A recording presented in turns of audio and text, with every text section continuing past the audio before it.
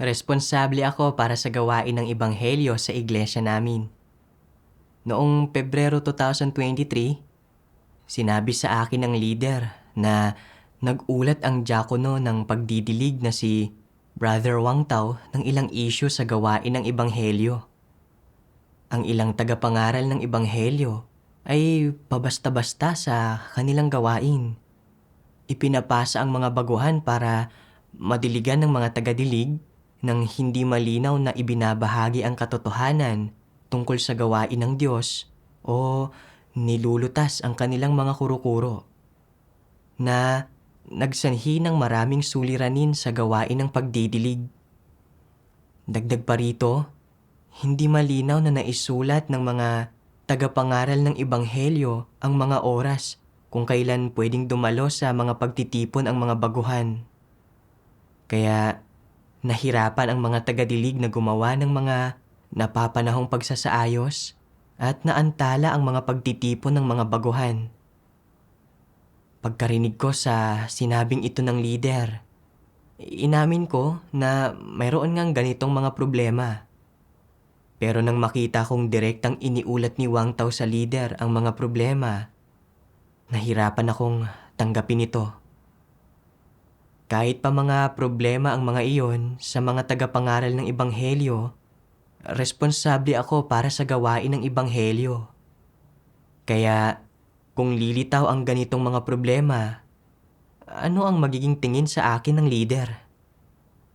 Napagtanto ko na naging pabasta-basta ako sa mga pagsusuri ko sa gawain at tungkol sa kung paano nagbahagi at nagpatotoo ang mga tagapangaral ng ebanghelyo at kung gaano nauunawaan ng mga baguhan ang katotohanan tungkol sa gawain ng Diyos. Hindi ko maingat na inusisa ang tungkol sa mga detalyeng ito ng gawain.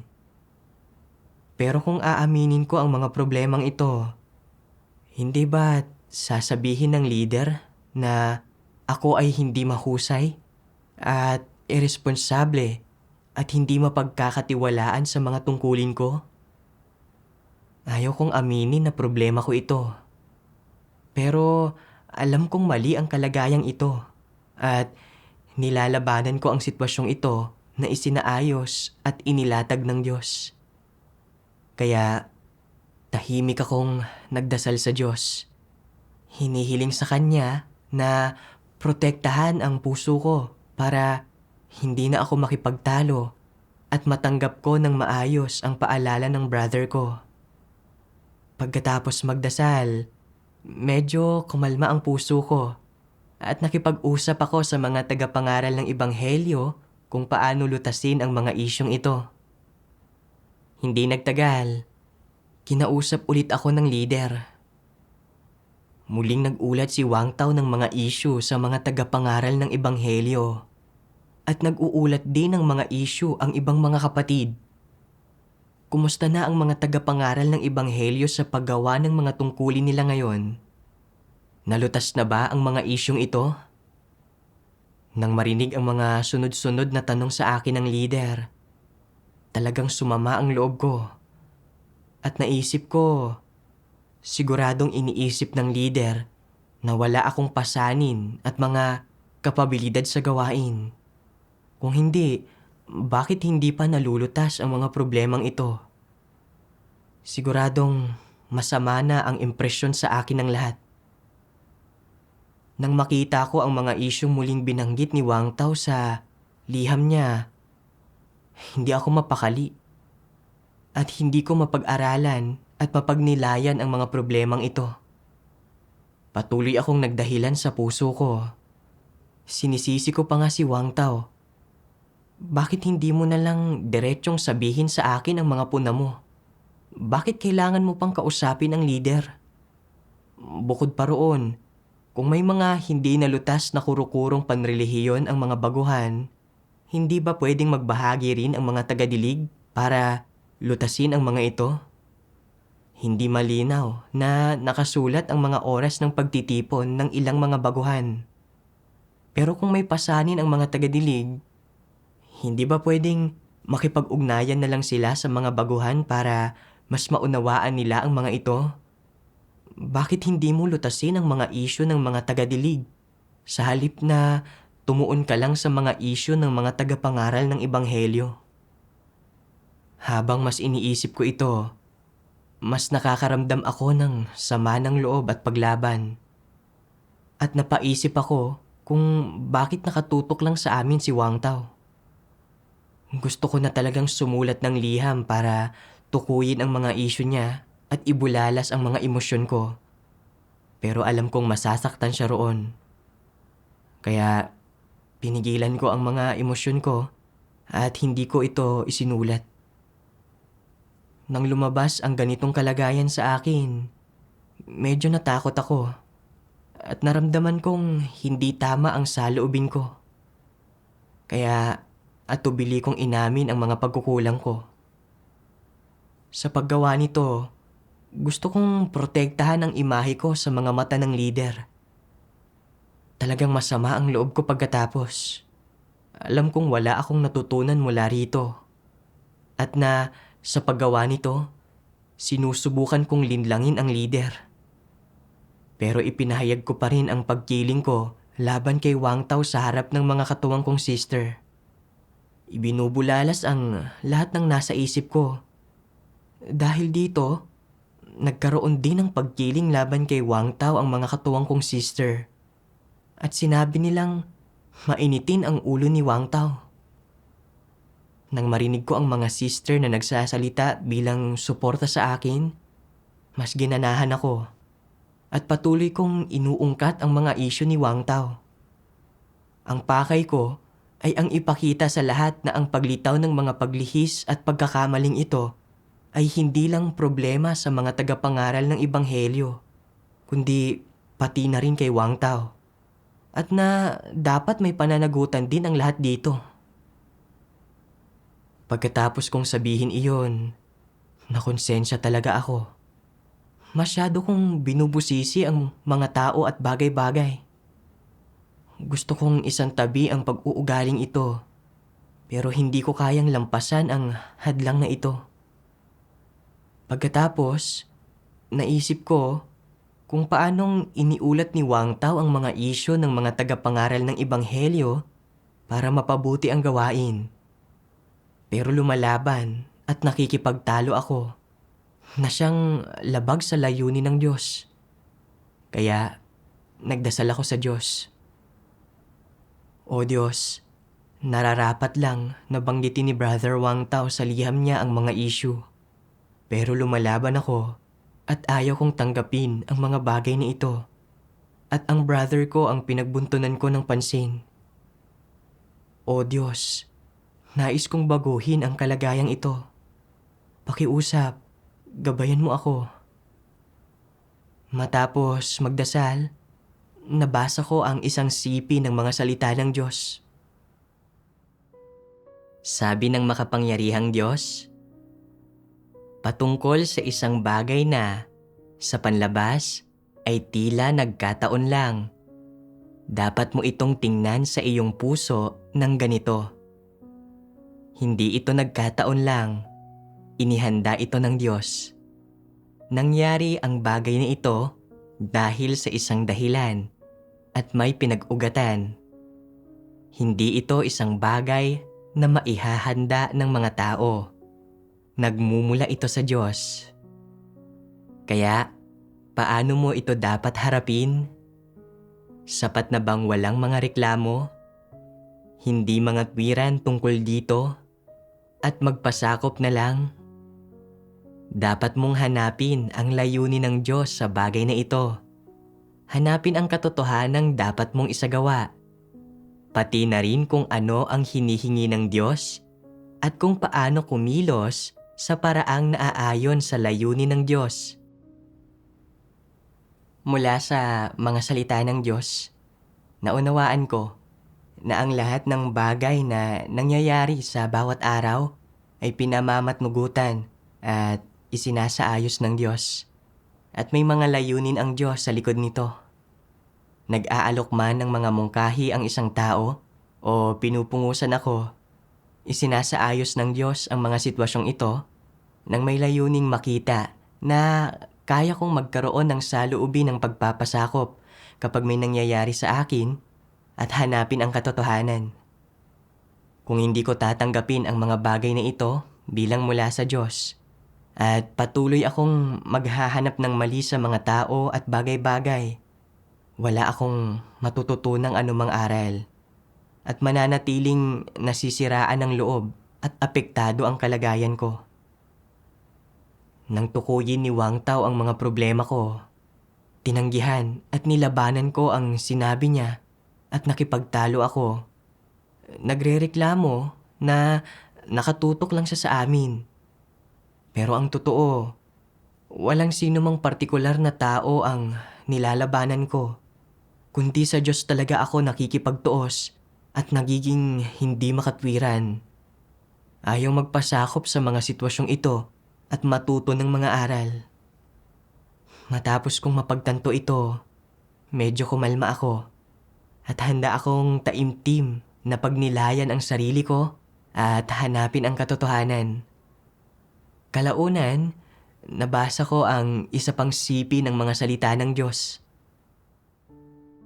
Sabi ng makapangyarihang Diyos, paano pangunahing na ipamamalas ang uri ng disposisyon na pagiging tutol sa katotohanan? Sa pagtangging tumanggap ng pagpupungos. Ang hindi pagtanggap na mapungusan ay isang uri ng kalagayang ipinamamalas ng ganitong uri ng disposisyon.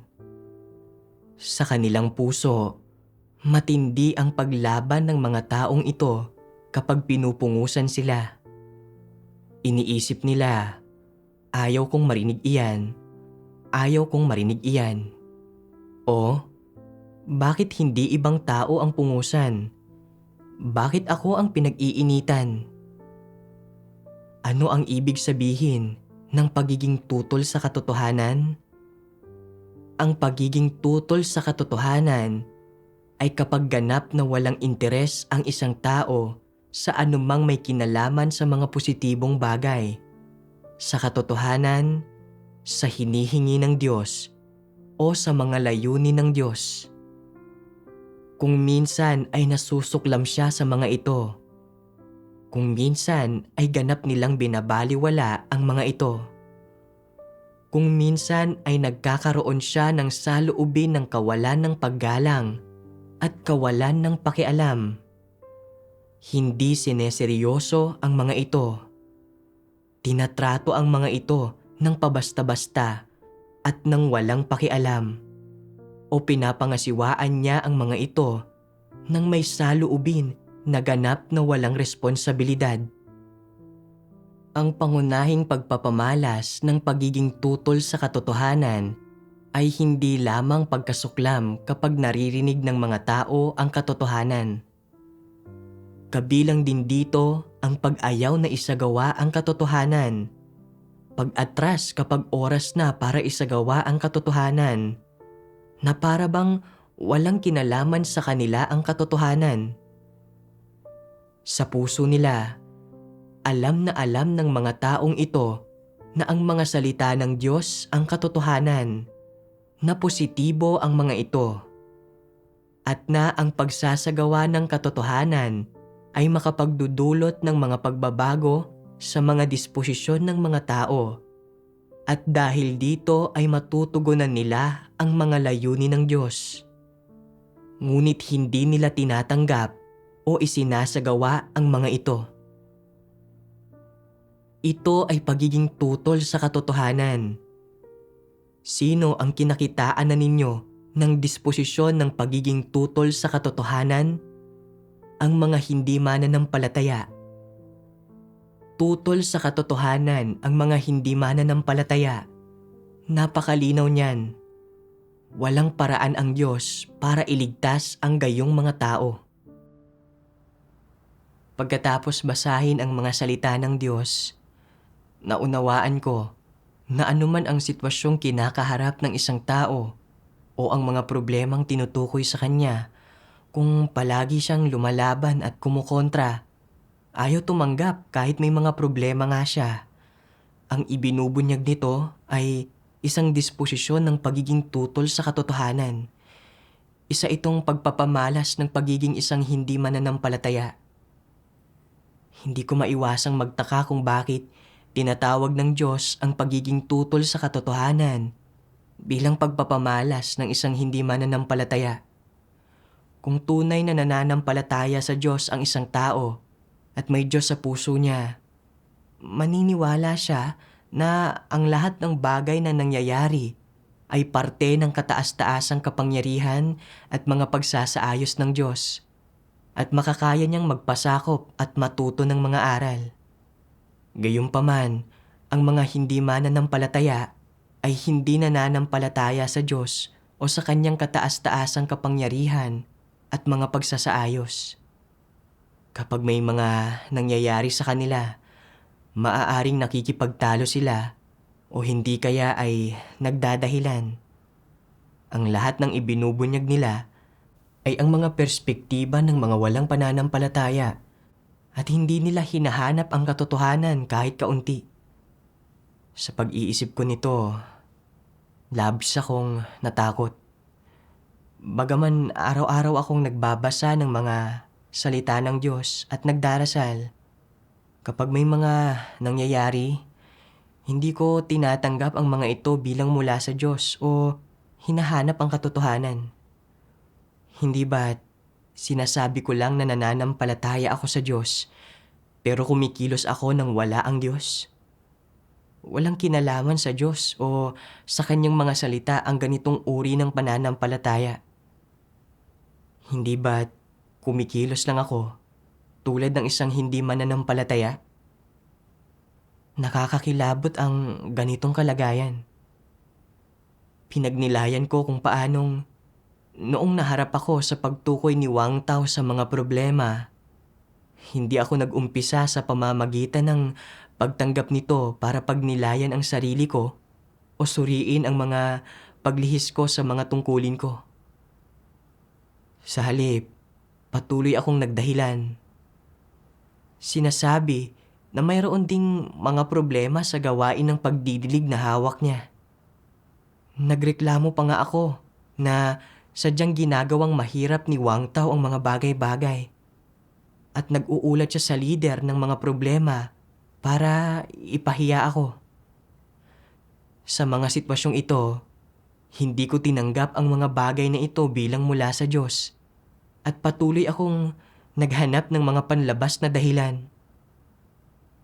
Hindi ito ang saloobin na dapat talagang taglayin ng isang mananampalataya.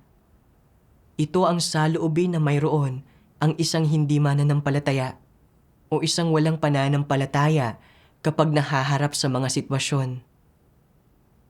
Naalala ko na iniulat sa akin ni Wang Tao ang mga isyong ito noon. Pero dahil nabigo akong lutasin ng maagap ang mga isyong ito, iniulat niya ang mga ito sa lider. Pero lumalaban ako at ayaw ko itong tanggapin. Sinasabi ko pa ngang sinusubukan ni Wang Tao na gawing mahirap ang buhay ko. Napagtanto ko kung gaano ako kahindi makatwiran at nalaman ko na kung magpapatuloy ako ng ganito, itataboy at ititiwalag ako ng Diyos sa huli. Nang nakakaramdam ng takot, tahimik akong nagdasal sa Diyos. Hinihiling sa Kanya na tulungan akong mabilis na baguhin ang kalagayang ito at taus-pusong magpasakop at tanggapin ang sitwasyong ito at matuto ng mga aral. Kalaunan, nabasa ko ang isang sipi ng mga salita ng Diyos. Sabi ng makapangyarihang Diyos, ang karaniwang pag-uugali ng mga antikristo sa pagpupungos ay ang masidhing tanggihan na tanggapin o aminin iyon. Gaano man karaming kasamaan ang ginagawa nila o gaano mang pinsala ang ginagawa nila sa gawain ng sambahayan ng Diyos at sa buhay pagpasok ng hinirang na mga tao ng Diyos, hindi sila nakakaramdam ni katiting na pagsisisi o na may pagkakautang silang anuman. Mula sa pananaw na ito, mayroon bang pagkatao ang mga antikristo? Talagang wala. Nagdudulot sila ng samot-saring pinsala sa hinirang ng mga tao ng Diyos at nagdadala ng pinsala sa gawain ng iglesia. Kitang-kita ito ng maliwanag pa sa sikat ng araw ng hinirang ng mga tao ng Diyos at nakikita nila ang sunod-sunod na masasamang gawa ng mga antikristo. At gayunpaman ay hindi tinatanggap o kinikilala ng mga antikristo ang katunayang ito. Nagmamatigas silang tumatangging aminin na mali sila o na sila ang may pananagutan. Hindi ba't isa itong indikasyon na tutol sila sa katotohanan? Tutol ang mga antikristo sa katotohanan hanggang sa puntong ito. Gaano man karaming masamang bagay ang gawin nila, matigas silang tumatangging aminin ito at nananatili silang hindi nagpapasakop hanggang sa huli. Sapat nitong pinatutunayan na hindi kailanman sineseryoso ng mga antikristo ang gawain ng sambahayan ng Diyos o tinatanggap ang katotohanan. Hindi sila naparito para manampalataya sa Diyos. Mga alipin sila ni Satanas na naparito para gambalain at guluhin ang gawain ng sambahayan ng Diyos. Reputasyon at katayuan lamang ang laman ng puso ng mga antikristo. Naniniwala sila na kung aaminin nila ang kanilang pagkakamali, kakailanganin nilang tanggapin ang responsibilidad at kung magkagayon, lubhang makokompromiso ang kanilang katayuan at reputasyon. Bilang resulta, lumalaban sila ng may saloobin ng magkaila hanggang mamatay. Paano man sila inilalantad o hinihimay-himay ng mga tao, ginagawa nila ang makakaya nila para itanggi ito.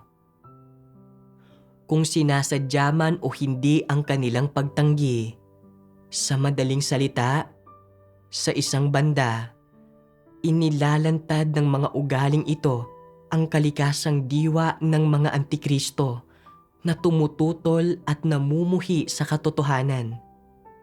Sa isa pang banda, ipinapakita nito kung gaano pinahahalagahan ng mga antikristo ang kanilang sariling katayuan, reputasyon at mga interes.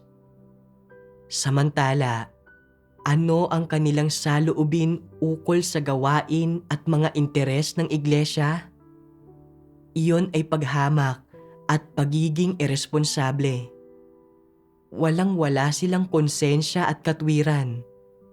Ipinapakita ba ng pag-iwas ng mga antikristo sa responsibilidad ang mga problemang ito? Sa isang banda, ang pag-iwas sa responsibilidad ay nagpapatunay sa kanilang kalikasang diwa ng pagtutol at pagkamuhi sa katotohanan.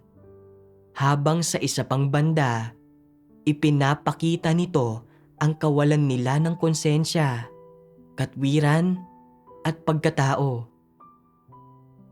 Gaano man napipinsala ng kanilang panggugulo at masasamang gawain ang buhay pagpasok ng mga kapatid, hindi sila nakadarama ng paninisi sa sarili at hindi kailanman nalulungkot tungkol dito.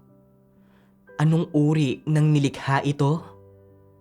Kahit ang pag-amin sa kaunting parte ng kanilang pagkakamali ay maituturing bilang pagkakaroon nila ng kaunting konsensya at katwiran. Ngunit wala ni katiting na ganoong pagkatao ang mga antikristo. Kaya ano sila sa palagay ninyo? Ang mga antikristo ay mga dyablo sa diwa. Mula sa mga salita ng Diyos, nakita ko na ang nasa puso ng mga antikristo ay ang sarili nilang reputasyon at katayuan lang.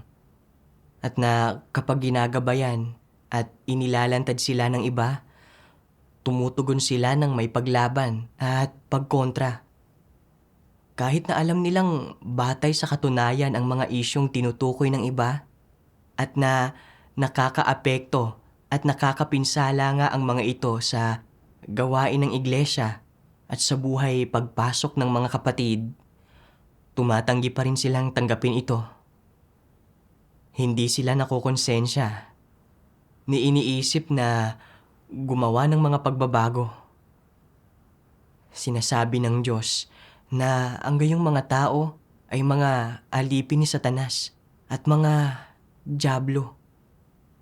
Pinagnilayan ko kung ano ang lumabas sa akin ng panahong ito.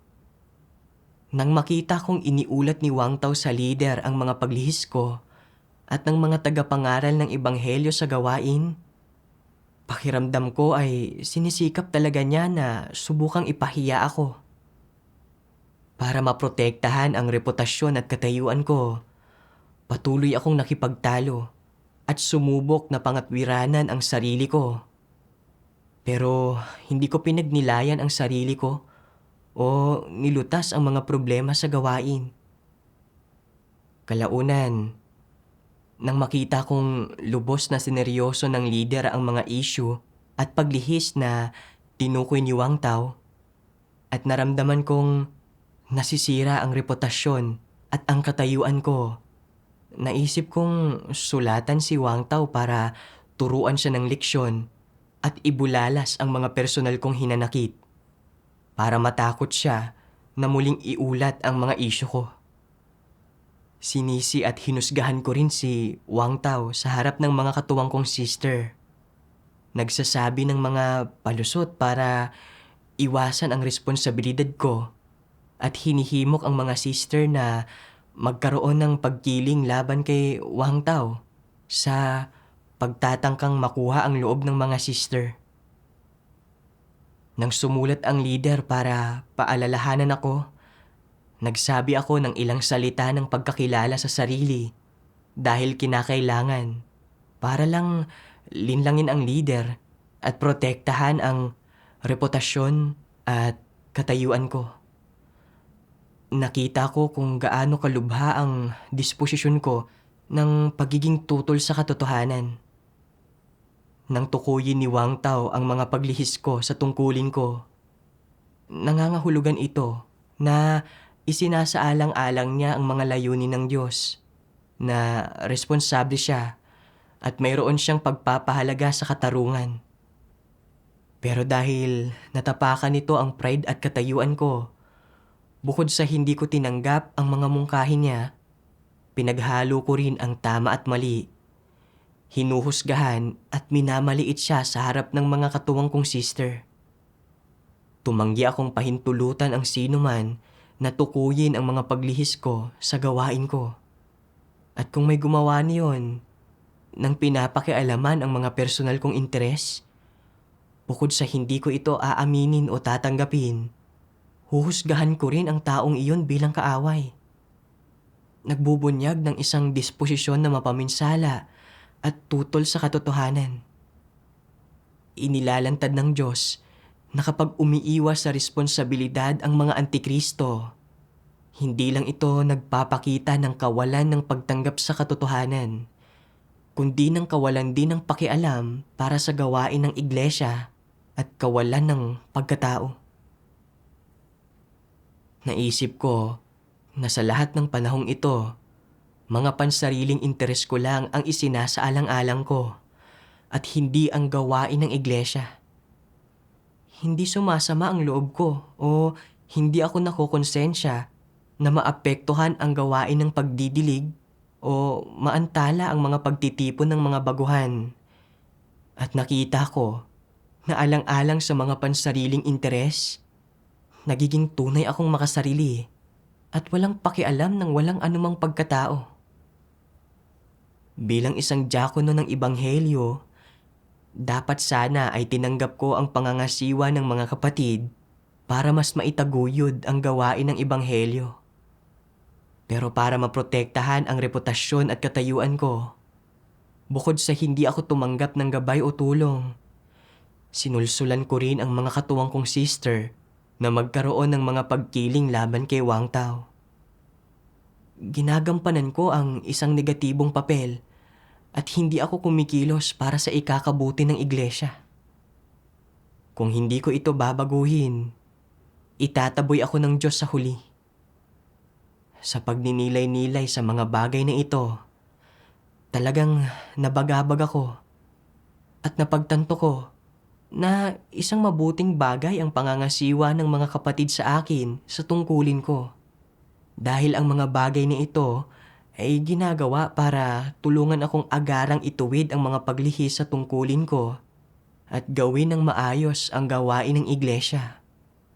Kung tinanggap ko ang mga mungkahi ni Wang Tao ng mas maaga, siguradong matagal na sanang nalutas ang mga isyong iyon sa gawain.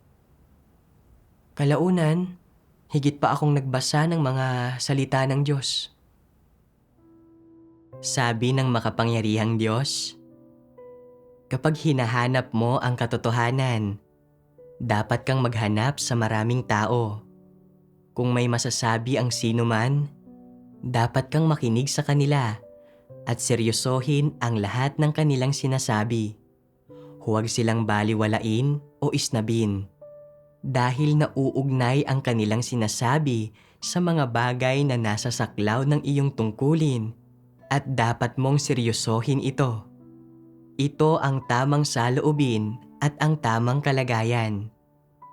Kapag ikaw ay nasa tamang kalagayan at hindi ka nagpapakita ng isang disposisyong tutol at napopuot sa katotohanan, kung gayon, mapapalitan ang iyong tiwaling disposisyon ng ganitong pagsasagawa. Ito ang pagsasagawa sa katotohanan. Kung isasagawa mo ang katotohanan sa ganitong paraan, ano ang magiging mga bunga nito? Magagabayan tayo ng banal na espiritu. Ang pagtanggap ng patnubay ng banal na espiritu ay isang aspekto. Minsan, magiging napakasimple ng bagay at maaaring makamit gamit ang sarili mong pag-iisip. Matapos ibigay ng iba ang kanilang mga mungkahi sa iyo at naunawaan mo, magagawa mong iwasto ang mga bagay-bagay at kumilos alinsunod sa mga prinsipyo.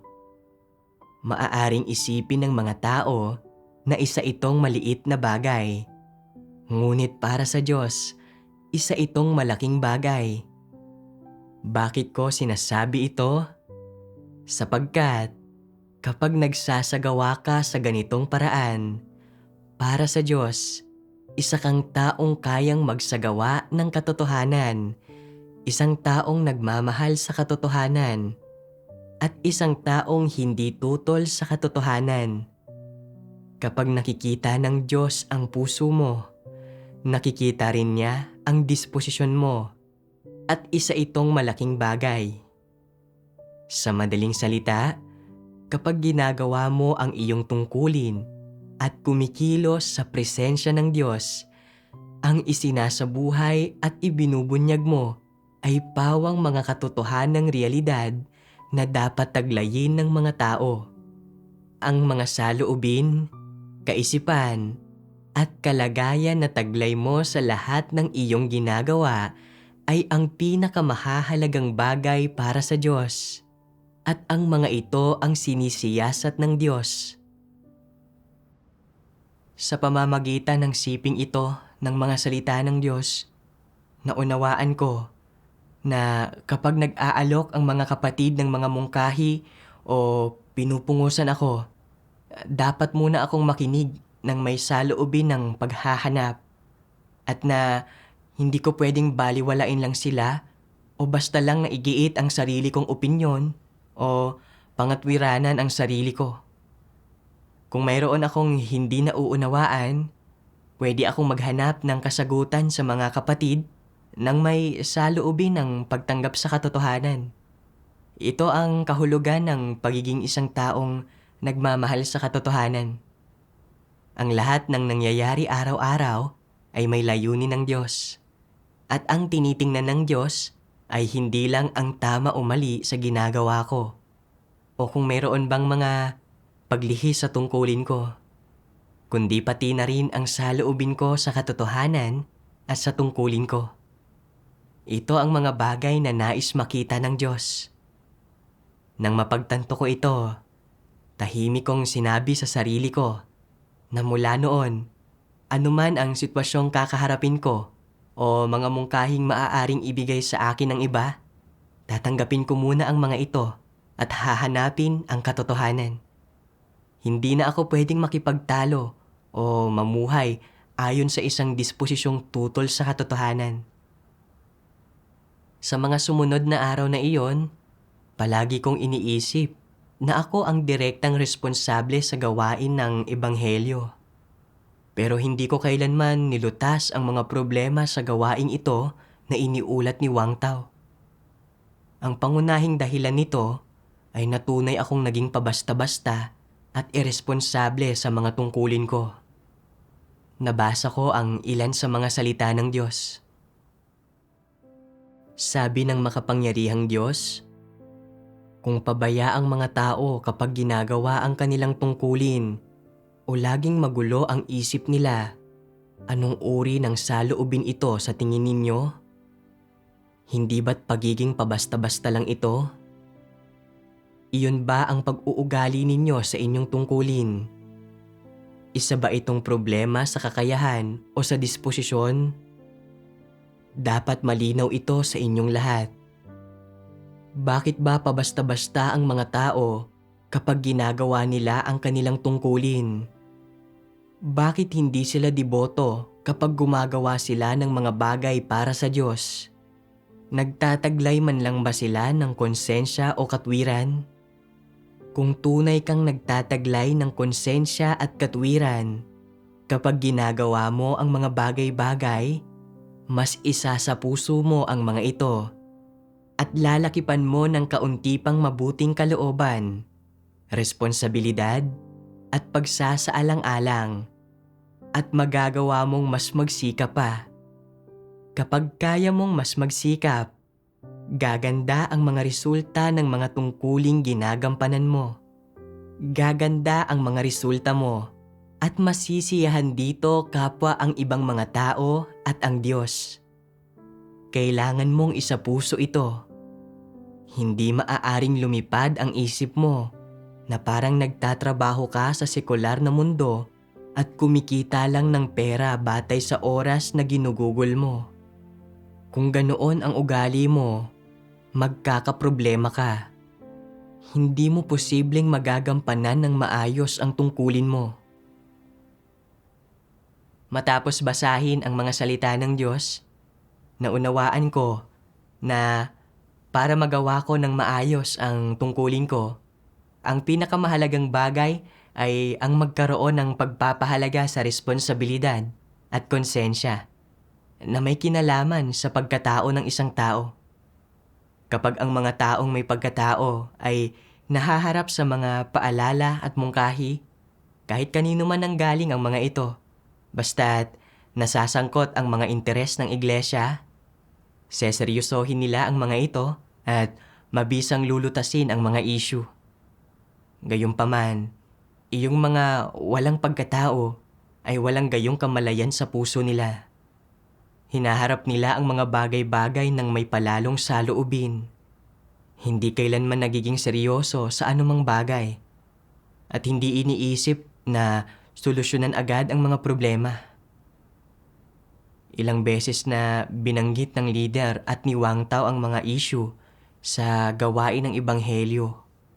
At gusto nilang lutasin kaagad ang mga bagay na ito para maiwasan ang pagkaantala sa gawain ng pagdidilig. Pero hindi ko ito gaanong pinag-isipan. Mayabang at palalo ako at pakiramdam ko ay madali lang lutasin ang mga problemang ito. At kaswal ko lang na tinalakay ang mga ito sa mga tagapangaral ng ebanghelyo nang hindi nagsisikap na masinsinang lutasin ang mga ito. Dahil dito, tumagal ang mga problema at naantala ang gawain. Ngayon, nakita ko na hindi ko lang pinapabayaan ang tungkulin ko, kundi nawala rin ako ng saloobin na kinakailangan para harapin ang mga paglihis sa tungkulin ko. Wala talaga akong pagkatao. mula noon, anuman ang mga mungkahing inilalahad ng mga kapatid, natututuhan kong tanggapin ang mga ito at hanapin ang katotohanan para maagap na matugunan ang mga ito. Inumpisahan ko sa pamamagitan ng pagsusulat kay Wang Tao para sabihin sa kanya ang tungkol sa kalagayang lumalabas sa akin at sa mga aral na natutuhan ko sa panahong ito. At nakipagkasundo ako sa kanya kung paano lutasin ang isyu ng pakikipagtulungan sa mga tagadilig. Pagkatapos, sinuri ko ang mga paglihis na ito kasama ang mga tagapangaral ng Ebanghelyo. Tinutukoy ang mga problema sa saloobin na mayroon silang lahat sa mga tungkulin nila. Pagkatapos ng ganitong uri ng pagsasagawa, nalutas ang ilang isyu sa gawain. At malaki ang ibinuti ng pakikipagtulungan namin sa mga tagadilig kumpara sa dati. Isang beses, tinukoy ng leader na hindi ko inuuna ang gawaing sinusubaybayan ko batay sa pagkaapurahan nito. At labis akong nalungkot. Dahil madalas magkaroon ng mga problemang kailangang tukuyin sa gawaing sinusubaybayan ko, nakaramdam ako ng pagkapahiya at napaisip ako kung ano na lang ang iisipin sa akin ng leader. Nalito rin ako dahil inakala ko na sa pamamagitan ng pagsusubaybay sa lahat ng gawain ng sabay-sabay, naiiwasan ko ang mga pagkaantala sa gawain. Kaya bakit napupuna pa rin ang mga isyu ko? Sa sandaling ito, napagtanto kong malapit na naman akong magsimulang makipagtalo. Kaya tahimik akong nagdasal sa puso ko. Hinihiling sa Diyos na protektahan ang puso ko para maiwasan ang pagkilos ayon sa tiwaling disposisyon ko. Pagkatapos magdasal, nabasa ko ang isang sipi ng mga salita ng Diyos. Sabi ng makapangyarihang Diyos, kung may magbibigay sa iyo ng mungkahi kapag hindi mo nauunawaan ang katotohanan at magsasabi sa iyo kung paano kumilos alinsunod sa katotohanan, dapat mo munang tanggapin ito at tulutan ang lahat na makipagbahagi nandito at tingnan kung tama o hindi ang landas na ito at kung naaayon ba ito sa mga katotohanang prinsipyo o hindi. Kung makumpirma mong naaayon ito sa katotohanan, magsagawa ka sa ganoong paraan. Kung matukoy mo na hindi ito naaayon sa katotohanan, kung gayon, huwag kang magsagawa sa ganoong paraan. Ganoon lang ito kasimple. Isinaayos ng Diyos ang sitwasyong ito.